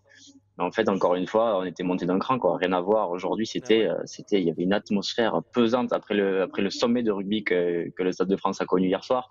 Les gens avaient qu'une seule attente, c'était de revoir la même chose, d'assister à un match exceptionnel, et on sentait une tension, une atmosphère électrique, quoi, qui du coup a été récompensée, j'ai envie de dire, par ces 30 minutes de feu d'entrée de match avec 6 essais. Là, le stade était vraiment survolté, quoi. On avait l'impression qu'on assistait à et je pense que c'est pas une impression. Moi, du stade, peut-être que j'ai pas assez de recul, mais on assistait à une première mi-temps exceptionnelle, à des envolées, à du rugby de classe mondiale, évidemment.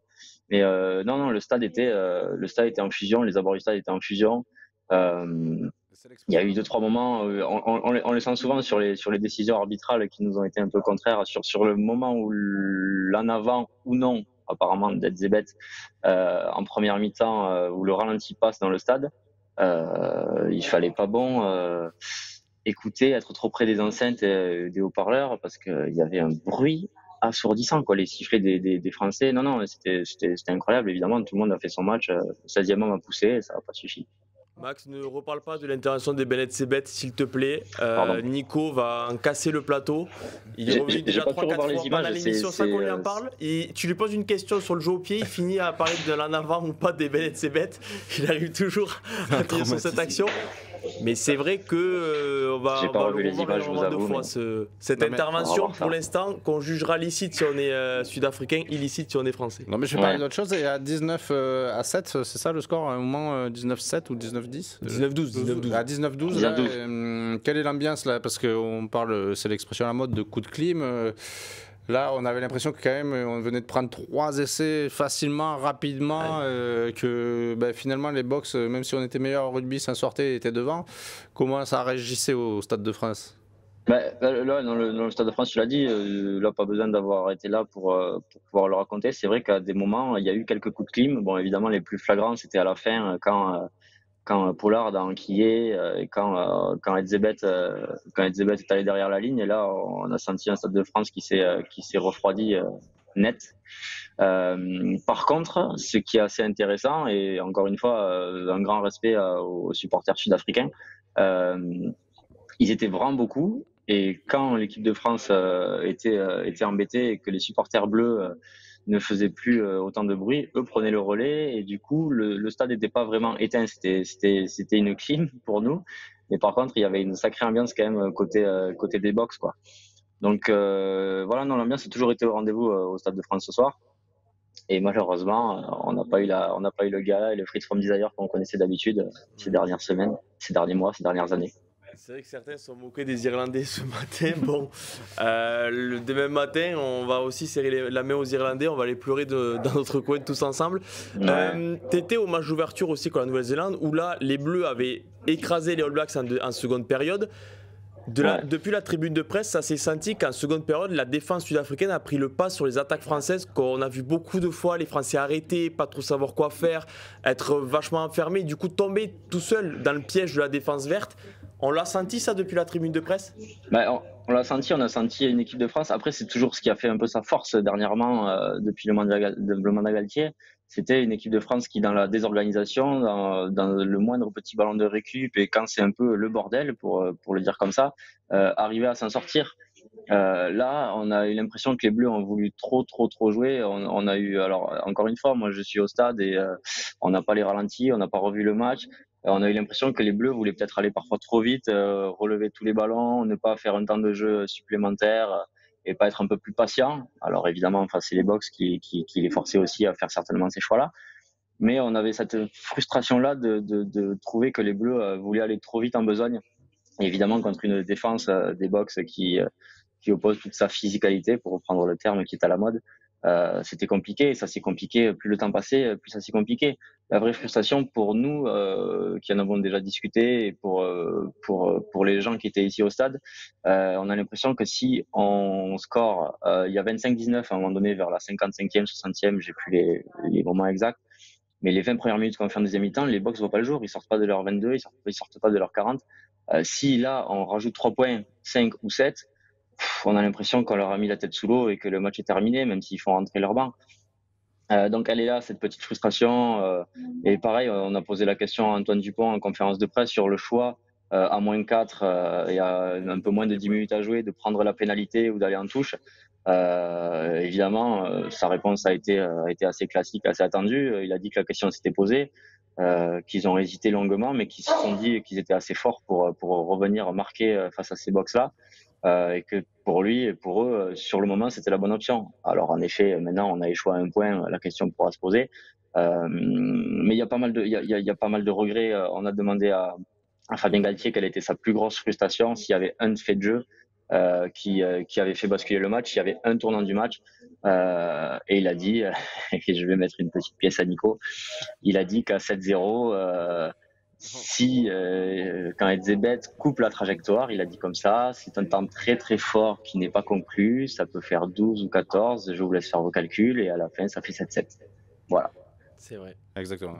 Non, mais aussi, Antoine Dupont, quand il parle de ce dernier, de cette choix de prendre la pénalité, il devait pas se dire aussi que Ben O'Keefe sifflerait plus rien dans les 10 dernières minutes quand on aurait le ballon, quoi. Non, mais c'était incroyable.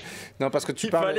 Effectivement. Je t'en veux, Max. Hein. Je t'en veux, sache. Non, mais effectivement, on peut j'ai mis la pièce. je vois très bien ce que tu veux dire, Max, c'est qu'on sentait un peu de panique des Français sur leurs offensives. Ouais. Mais c'est parce qu'ils avaient tellement de pression sur des rucks où on avait l'impression que les box pouvaient faire n'importe quoi. Ils avaient tellement peur de ne pas avoir de ballon sécurisé derrière les rucks qu'effectivement ils ont joué beaucoup plus vite et sous la panique en fait de voir ces box qui faisaient n'importe quoi dans les rucks. Et donc tout ça, ça rentre dans la frustration de Dupont sur l'arbitrage où il dit qu'il y avait des situations claires qui n'ont pas été sifflées.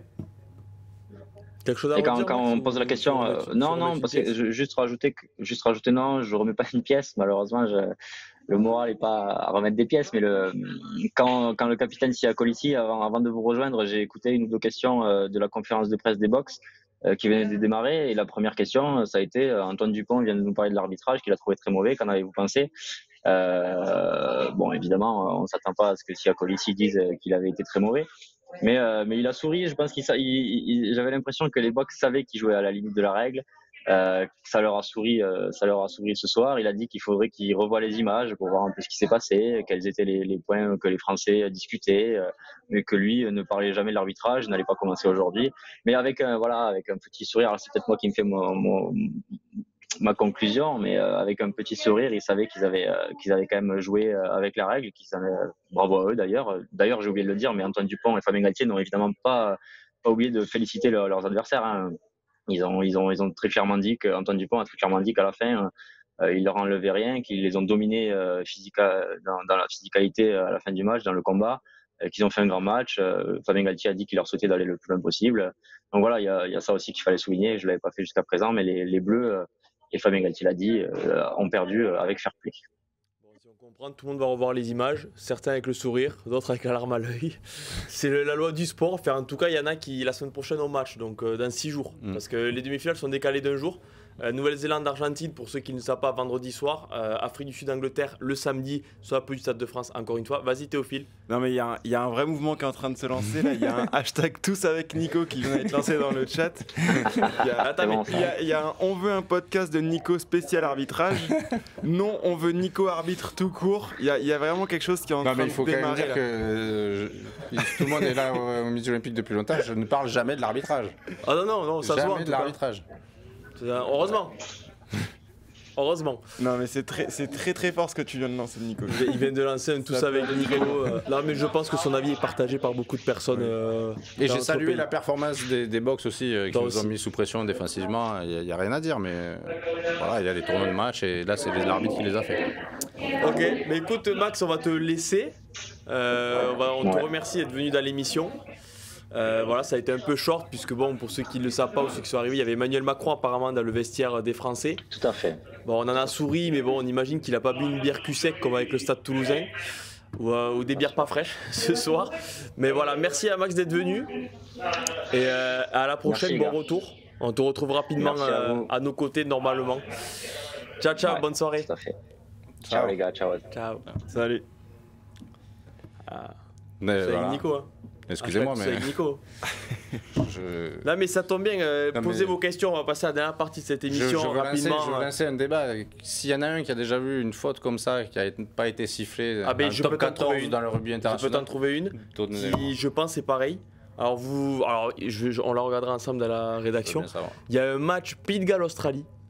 Il me semble que c'est novembre dernier ou novembre 2021, mais novembre 2022, il y a un essai de Nick Tompkins qui est comme ça, il tape le ballon et en fait tout le monde s'arrête de jouer et même Nick Tompkins, je vais y arriver, qui était titulaire lui, tu vois, par exemple hier avec le Pays de Galles, qui regarde l'arbitre comme ça en partant, il dit il va siffler, en fait il siffle pas il va marquer, il regarde et ça se joue à 10 cm et c'était Pascal Gahuzer, il me semble, qui arbitrait et qui en fait ils avaient accordé l'essai à la surprise générale et ça avait fait beaucoup de bruit et c'est un peu pareil. Donc pour ceux qui veulent chercher, c'est Nick Tompkins, l'essai contre l'Australie il me semble, qui fait un peu pareil et au final même lui il croyait qu'il allait être sanctionné, il est allé marquer, il a fait une petite course de 45 mètres en regardant l'arbitre, en tournant la tête parce qu'il se dit il va pas me laisser le temps d'y aller, mais l'arbitrage a laissé l'avantage. Essai et on a regardé et ils l'ont accordé au final, donc je pense que c'est les deux mêmes décisions. 2 fois dans l'histoire du rugby. Voilà. Et je suis pas sûr que ce soit Pascal Gahuzer après réflexion, mais voilà, ça a été accordé. Donc tu vois, il y a une seule où ça s'est vu. Il y a une jurisprudence. Bon, c'était un test match, je pense que personne ne jouait sa vie ce jour-là. Là, c'est un quart de finale de Coupe du Monde pour l'équipe de France en France. La décision a un peu plus de mal à passer. Oui. Mais voilà, c'est comme ça. Mais pour ceux qui veulent aller chercher, essayer de trouver, vous verrez que ça va beaucoup ressembler à Eben Etzebeth. Est-ce qu'il y a des questions avant de finir cette émission?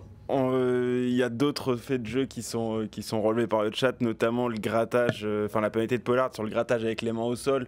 Ah oui, ça on aussi. On pourrait en mettre. Oui, les 4 appuis, on l'avait oublié celui-là. Mais oui, c'est pareil, là c'est difficile à arbitrer. Là, en direct, c'est difficile à arbitrer, mais c'est vrai qu'il pose la main au sol, il y a pénalité. Au ralenti, il y a pénalité. Ben pour la France. Ah bah oui. Ah bah oui, oui. Non mais il y a pénalité pour la France, oui. Non mais depuis quand on peut faire ça? Oui, Nico, oui. Non, mais... D'autres avis arbitraires, non, filtre mais s'il te plaît les avis sur les arbitres. Non mais voilà, non mais parce qu'il est souvent question de ça et encore une fois, oui on en parle parce que c'est un aspect important et parce que ça a eu son, voilà, on est obligé d'en parler, mais évidemment on dit pas que nous on aurait fait mieux à la place des arbitres qui étaient non. Pas sûr. Attention. En tout cas pas beaucoup mieux. Nicolas. En tout cas pas beaucoup mieux. Non mais ce que je veux dire c'est que voilà, ils sont dans une enceinte, il y a 80 000 personnes autour. On peut plus dire ça, ils ont jamais autant aidé. Ça va 10 000. Non mais on peut quand même tempérer un peu. Et ça va 10 000 les mecs qui plongent dans les côtés et tout, on va pas revenir là-dessus. Moi je souhaitais quand même à tempérer un peu. Il va repartir. Le Tabori il est en train de serrer les dents, il sait que c'est bientôt fini. Tabori dit allez tiens, s'il te plaît tiens 10 minutes. Non mais parce que effectivement on parle des 20 premières minutes de l'équipe de France à la seconde mi-temps, bon, c'est plutôt un quart d'heure je dirais de domination, mais on est très peu récompensé aussi par l'arbitre pendant ces moments-là, alors qu'on domine largement la rencontre. Ça fait partie de tout le scénario du match, quoi. Effectivement, je pense que la frustration, elle est énorme et donc on retient 2 ou 3 décisions, mais je pense que les Français, eux, à chaque ruck, ils se demandaient ce qu'allait siffler l'arbitre. Et c'est pour les Français n'ont pas compris l'arbitrage du tout. C'est pas une... Alors, on sait peut-être pas s'adapter aux arbitres de l'hémisphère sud. Si on veut rester sur l'arbitrage, il y a quand même un Français qui va peut-être pouvoir continuer sa Coupe du Monde. C'est Mathieu Arenal, qui pourra peut-être aller plus loin que l'équipe de France dans cette Coupe du Monde. S'il se claque pas, comme Jaco Paper, il pourra y aller. Non mais c'est vrai. On rappelle que c'était quand même Jérôme Garcès qui a arbitré la finale en 2019, qui avait porté chance du coup aux Sud-Africains. Une dernière question avant de clôturer cette émission, du coup, après ce que vous avez vu, un pronostic sur le vainqueur final à chaud comme ça après 4 quarts de finale? Qui vous voyez la finale? Je suppose que tout le monde voit la même. Ah mais moi en fait depuis hier j'en vois que des saucisses en pronostic donc ok donc si vous voulez la bonne réponse attendez le mien et puis donnez l'inverse et vous êtes à peu près sûr de mais qui le pronostic c'est que je pense pas que la Coupe du Monde aille dans l'hémisphère nord cette année. Ah bon, on sait jamais non mais la Nouvelle-Zélande mon cœur sera néo-zélandais maintenant. Oui, bon, ça on est tous d'accord sur ça, mais non, mais c'est vrai qu'il y a la frustration, mais bon, c'est vrai qu'on a, personnellement, j'ai une préférence pour la Nouvelle-Zélande par rapport à l'Afrique du Sud. Oui, bon, on enlève rien, bien sûr, à la victoire sud-africaine ce soir, mais ça rajoute encore un peu plus envie qui n'aille pas au bout, je sais pas, peut-être. Mais non, mais c'est vrai que à parier, bon, on attend la finale Nouvelle-Zélande-Afrique du Sud maintenant. On voit pas comment ça pourrait être autrement, à part une énorme surprise. On ne sait pas, dans le sport ou dans le rugby, on le répétera jamais assez. Mais peut-être on verra un petit avantage pour les Néo-Zélandais. Il faut regarder les Fidjiens. Les Fidjiens sont contre le Portugal la semaine dernière et là ils étaient à 2 doigts de l'emporter face on verra. En tout cas, les demi-finales seront bien sûr à suivre sur Rugbyra Midi Olympique. Vous inquiétez pas, tout ne s'arrête pas sans la France. Bien sûr, ce sera beaucoup moins avec le sourire, mais c'est comme ça. La Coupe du Monde reste une très belle fête. En voilà une du Midi Olympique pour ce lundi aux larmes. Voilà, bien sûr, avec la photo d'Antoine Dupont, le capitaine, qui a enlevé son casque du coup après coup de sifflet final, les mains sur la tête. Et c'est Makalou qui, ces deux hommes, à l'image de tous les autres Français et de nous-mêmes, se demandent voilà, comment le rêve a pu passer pour un petit point. Je vous rappelle 29-28, voilà, pour un petit point. Il y avait point final. Voilà, une idée de Nicolas Hugo, point final. C'est un peu pareil, mais voilà, pour un point, les Français voient leur rêve passer, leur passer entre les doigts. Merci messieurs. Merci pour cette émission. Merci à tous dans le chat. Merci Baptiste encore une fois en régie. Merci à Julien, Tristan, Loïc, tout ça qui sont dans la rédaction actuellement et qui publient tous les papiers qui ont beaucoup de boulot. Voilà. Et bien sûr, je le répète, on aura à cœur de vous faire suivre encore une fois cette Coupe du Monde jusqu'au bout, jusqu'au 28 octobre. Sans les Français, c'est malheureux, mais c'est comme ça. À la semaine prochaine pour les demi-finales. On se retrouve sur Rugby Rama, midiolympique.fr. Ciao, ciao.